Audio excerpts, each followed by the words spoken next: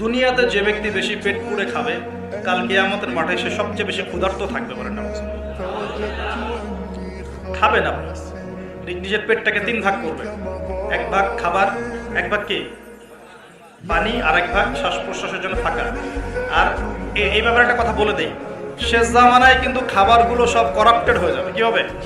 খাবার ভেজাল হবে, ভেজাল।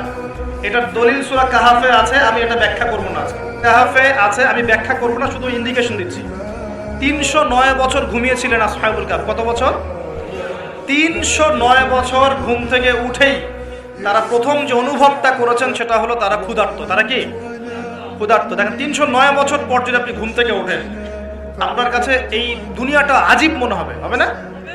কিন্তু উনারা ক্ষুধার্ত, পকেটে কিছু মুদ্রা ছিল, যেই মুদ্রাগুলোর মান 309 বছরও কমে যায় নাই। কমে গিয়েছে না? এখন আপনি আপনার মুদ্রা নিয়ে ঘুমান 300 বছর।